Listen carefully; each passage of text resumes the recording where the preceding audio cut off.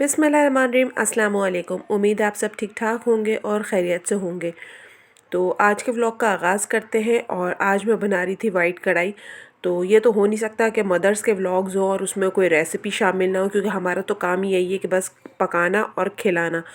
तो as usual आज भी किचन में और खाना बनाते हुए, क्योंकि आज बच्चों ने फरमाइश की है वाइट कढ़ाई की, क्रीम वाली जो होती है, तो बस वही बनाने के लिए खड़ी हुई थी। तो मैंने कहा शूट भी कर लूँ और आपसे थोड़ी सी बातचीत गपशप भी हो जाएगी। तो कैसे हैं आप लोग, क्या हाल चाल हैं आप सबके, और क्या हो रहा है आप लोगों की ज़िंदगियों में। और सर्दियां जो है अच्छी खासी हो चुकी हैं हमारे पास, और अभी फिर भी इतनी नहीं है, लेकिन जैसे ही बच्चों के स्कूल खुलेंगे ना तो सर्दियां ज़ोर पकड़ लेंगी, क्योंकि ये तो हमारे बचपन से भी होता आ रहा है कि जब स्कूल की छुट्टियां होती हैं ना तो इतनी सर्दी महसूस नहीं होती, और जैसे ही स्कूल खुलते हैं ना तो बहुत ज़्यादा सर्दी शुरू हो जाती है। तो हम यही बोलते हैं कि अब पड़ेगी सही की ठंड, और स्कूल की छुट्टियों में इतनी ठंड नहीं लगती। और सर्दियों के साथ साथ जितनी सर्दियाँ मतलब से एक वो होती है, खुशी महसूस होती है कि सर्दियाँ आ गई हैं, गर्म कपड़े पहनेंगे, गर्म चीज़ें खाएंगे पिएंगे और इन्जॉय करेंगे। उसके साथ ही जो है एक इन्जॉयमेंट जो है वो वायरल की भी होती है कि मौसम चेंज हो रहा होता है और हर कोई बीमार, क्योंकि आजकल जिससे भी बात करो, जिसको भी फ़ोन करो या किसी के घर जाओ, तो सब जो है किसी ना किसी तरह से जो है ना बीमार, नज़ला, खांसी, ज़ुकाम और ये सारी चीज़ों में मुब्तला है। हर किसी को, हर घर में हर किसी को वायरल। और अगर एक को हो जाता है तो वो फिर सबको होना तो ज़रूरी है कि सब उसकी लपेट में आ जाएं। ऐसा नहीं हो सकता कि एक को हो जाए और वो फारिग हो जाए। तो बस हमें सर्दियाँ भी हमारे पास ऐसी आती हैं कि हमें इंजॉय करने से ज़्यादा जो है ना उसकी एहतियाती तदाबीर करनी पड़ती है। ठंडा पानी ना पियो, बच्चों को मोज़े पहनाओ, गरम खिलाओ। लेकिन बच्चे भी आजकल के ऐसे हैं कि उनको मतलब से कवर करने के लिए जितनी भी कोशिश कर लो ना वो चलाते हैं अपनी मर्ज़ी है। जैसे मेरी बेटी है, बिल्कुल भी कुछ गरम नहीं पहनती, और रात को सोते हुए ब्लैंकेट भी ना उसको सोने के बाद चुपके से उड़ाना पड़ता है, क्योंकि हाथ पाँव ठंडे हो रहे होते हैं। लेकिन इतनी वो मतलब से है कि मुझे गर्मी लग रही है, मुझे गर्मी लग रही है। और हम बराबर में लेटे हुए ठिठर रहे होंगे, हमें सर्दी लग रही होगी, लेकिन मैं तो उसको ये बोलती हूँ कि ये जो है ना कोई रीच है, ये जो बर्फानी रीच वगैरह होते हैं ना जिनको ठंड नहीं लगती, बर्फ़ में रहते हैं, मैं तो उसको यही बोलती हूँ कि ये इसके अंदर ना उसी की खाल लगी हुई है। और बस मुझे इतना अच्छा लगता है, जब तक छोटे थे ना बच्चे तो मैं इनको इतनी अच्छी तरीके से अंदर लेगी भी पहनाती थी, और अंदर जो है बनियान या वो एक वो होती है ना जो हम लोग अपने बच्चों को अंदर पहनाते हैं, उसे क्या बोलते हैं, फ्लीस बोलते हैं, क्या बोलते हैं, खैर बहरहाल मैं भूल गई। तो वो मतलब अंदर पहनाती थी और बच्चों को इतनी अच्छी तरीके से कवर करके रखती थी, और सॉक्स वगैरह पहना के सारी चीज़ें। हाँ, टोपे नहीं लगाते थे, जैसे बच्चों के जो टोपे होते हैं वो ये लोग उतार उतार के फेंक दिया करते थे, लेकिन फिर भी ये है कि बॉडी इनकी वार्म रहती थी। अब जब से बड़े हुए हैं और ख़ुद से जो है अपनी थर्मल याद आ गया मुझे, थर्मल जो है वो मैं बच्चों को पहना के रखती थी अंदर, और अब जब से बड़े हुए हैं तो कुछ सुनते ही नहीं है। तो खैर बस आजकल का दौर ऐसा ही चल रहा है कि हर बच्चा जो है अपनी मर्ज़ी का मालिक है, और जो उसकी मर्ज़ी होती है उसी के मुताबिक चलता है। अब वो वाला ज़माना तो रहा नहीं कि हमारे अम्मी अब्बू ने हमें आंखें दिखाई और हम डर के बैठ गए और ख़ामोश हो गए। तो बस एडवांस दौर है, एडवांस किस्म के बच्चे अपनी मर्ज़ी करना चाहते हैं, अपनी मर्ज़ी के कपड़े पहनने, अपनी मर्ज़ी का खाना खाना है। तो खैर बहरहाल, और साथ ही आजकल जो है दिन इतने छोटे हो गए हैं, और मुझे तो ऐसा लग रहा है रातें भी छोटी हो गई हैं। एक तो सारा दिन बस उठो काम करो, और उसके बाद इतनी जल्दी दिन गुजर जाता है कि काम भी नहीं होते, और बस रात भी होती है तो उसके साथ ही ऐसा लगता है कि अभी थोड़ी देर पहले ही सोए थे और सुबह भी हो गई।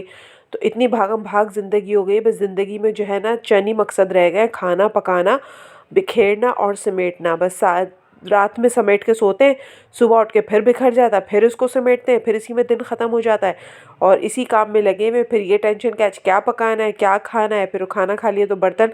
मतलब ज़िंदगी जो है ना, कहने को तो यही हमारा काम है, हमें यही करना है, लेकिन बस एक जैसा काम जो है ना ज़िंदगी के गिर्द घूमा जा रहा है ना, मतलब कोई वो ही नहीं है लोगों से आजकल। तो मतलब पहले इतना अच्छा होता था कि लोगों के घर आना जाना, मिलना मिलाना, और अड़ोस पड़ोस का होता था। अब तो ना पड़ोसियों को, अड़ोस पड़ोस में किसी का पता होता है कि आपके नेबर में कोई रह रहा है, क्या मसले मसाइल है, क्या परेशानी है।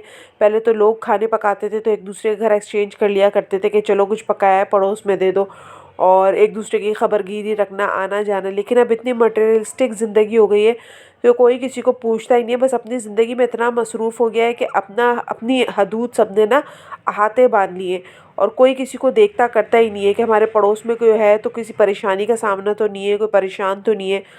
तो हम लोग जो है ना बड़े जो है ना अपनी ज़िंदगी में बस मसरूफ़ होके रह गए हैं। हमें किसी की रिश्तेदार भी इवन के कभी कोई गिला शिकवा करता है ना तो ये बोलते हैं टाइम ही नहीं है, सारा दिन ऐसे गुजर जाता है, कामों में गुजर जाता है, किसी के पास भी टाइम नहीं है। अब तो लोगों का मिलना मिलाना भी बहुत ख़त्म हो गया है। वो तो बस व्हाट्सएप और ये कुछ सोशल मीडिया की चीज़ें हैं जिनके थ्रू हालात वाक़यात पता चलते रहते हैं कि हाँ भाई किसके साथ क्या मसले मसाइल है, क्या खुशी क्या गम है, ये पता चलता रहता है। लेकिन वैसे आना जाना सबका ख़त्म हो गया और खैर खैरियत भी और सारी चीज़ें भी जो है व्हाट्सएप पे ही हो जाती हैं।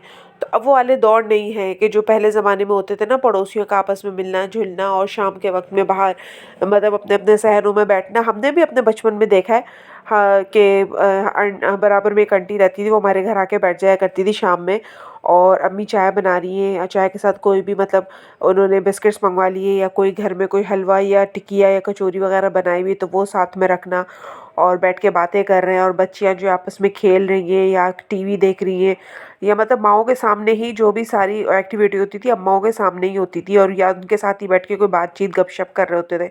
आजकल का वो माहौल ही नहीं है। अब हमारे बच्चे तो ऐसे कि हर जगह जाके अपने घर में हो या कहीं जाए उनको मोबाइल चाहिए, किसी भी मतलब उसमें मोबाइल उनको चाहिए। वो मोबाइल में ही पूरी दुनिया उन्होंने बसाई हुई। उनको नहीं पता कि मतलब कौन हमारा कज़न, कौन हमारे फुप्पी, कौन हमारे चचा, कौन हमारे ताया। तो बस ये सलाम दुआ भी कर लेते तो उनकी मेहरबानी। लेकिन ये है कि अब आजकल जो है ना किसी का भी चाहे बड़े हों के बच्चे हों, सबकी दुनिया और सबका मिलना मिलाना जो है ना मोबाइल पर ही है। तो यहाँ जो है मैं साथ ही कुछ आपके साथ टिप्स शेयर करूँगी, कुछ चंद छोटी छोटी सी चुनी चुनी सी टिप्स हैं। तो ये मैं कर रही थी तो मैंने कहा चलो मैं ऐसे भी शूट कर लेती हूँ और आपके साथ जो है शेयर करती हूँ।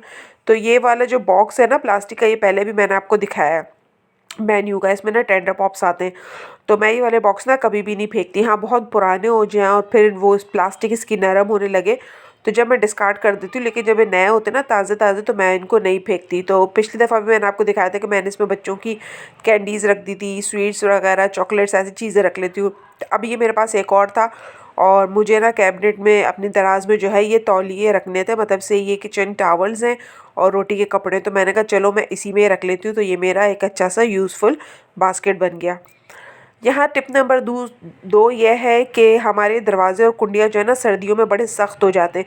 दरवाज़ों में से भी ना ऐसी हॉरर आवाज़ें आ रही होती हैं ट्वां टूं करके ना, तो कुंडियाँ भी बड़ी ना जम जाती हैं, लगती नहीं है। तो इसका आसान हल ये है कि ये मेरे पास ना मशीन का तेल था, जो सिलाई मशीन होती है ना उसका तेल। तो इसको ना ब्रश में लेके ना अच्छी तरीके से इसमें कुंडी में लगा दें, तो इससे ना बड़ी अच्छी कुंडी ना फ्लेक्सिबल हो जाती है और बंद करने खोलने में भी ना बड़ी आसानी हो जाती है। तो मैं तो सर्दियों में जो है ना अपने जितने भी कब्ज़े होते हैं ना दरवाज़ों के जो साइड में लगे हुए होते हैं उनके अंदर और ये कुंडियों में इस तरह के काम करती हूँ, क्योंकि जो है ना जब रात में सर्दियों में दरवाज़े खोले ना वॉशरूम के इधर उधर के, इतनी बुरी आवाज़ होती है, मुझे तो बहुत ही बुरी लगती है। तो मैं तो जैसे सर्दी आती है ना तो ये चीज़ें ज़रूर करती हूँ कि कुंडियों में और कब्ज़ों में वगैरह में ना, क्योंकि हॉरर मूवी के ना दरवाज़े लगते हैं जब वो खुल रहे होते हैं। तो मैंने कहा ये भी आपके साथ शेयर करूँ कि इस तरह से। तो ये थी टिप नंबर 2। और अब यहाँ पर एक और टिप है, टिप नंबर 3, ये है कसूरी मेथी की। हम बाज़ार से जो भी मसाला जात लाते हैं ना वो तो हम उठा के ले आते हैं और इतनी अच्छी इतनी खूबसूरत पैकिंग में होती है, लेकिन अंदर जो है ना किसी किसी चीज़ में अंदर जो है ना बड़ी ख़तरनाक चीज़ निकल जाती है। वो ख़तरनाक चीज़ ऐसे कि ये कसूरी मेथी है, बाज़ाहिर देखने में तो बड़ी अच्छी लग रही है, सही लग रही है, लेकिन अब जब मैं इसको छानूंगी ना तो इसके नीचे से ये देखें इतनी डस्ट निकलती है, इतनी डस्ट कि जिसकी कोई हद नहीं। और बाज़ लोगों को मैंने देखा है कि वो इसको ना धो के इस्तेमाल करते हैं। तो जब धो के इस्तेमाल करना है तो सूखी मेथी का फ़ायदा। तो मैं जब भी इसको रखती हूँ ना तो मैं इसको इस तरह से स्ट्रेनर में छान लेती हूँ तो इसकी सारी मिट्टी निकल जाती है। और यही काम जो है मैं ज़ीरे के साथ भी करती हूँ। तो अगर आपको ये मेरी टिप अच्छी लगे तो आप ज़रूर ट्राई करिएगा, और जो है मेरे चैनल पे नए हैं तो सब्सक्राइब कीजिएगा, लाइक कीजिएगा, शेयर कीजिएगा, और मेरा इंस्टा पे अकाउंट है उसको भी फॉलो कीजिएगा। और आपको मेरी टिप्स कैसी लगी, कारआमद लगी तो मुझे ज़रूर इनबॉक्स में बताइएगा, कमेंट बॉक्स में। और ये देखें सारी साफ़ हो गई है और मिट्टी है, उसको दोबारा से जार में भर के आप रख लें और फिर इसको बेफ़िक्र होकर इस्तेमाल करें, क्योंकि इसमें से मिट्टी अच्छी तरीके से झड़ गई है। तो आज का मेरा व्लॉग जो है वो यहीं तक था। उम्मीद है आपको पसंद आया होगा। तो लाइक सब्सक्राइब शेयर ज़रूर कर दीजिएगा और इंस्टा पे फॉलो कर दीजिएगा। जब तक के लिए अल्लाह हाफ़िज़।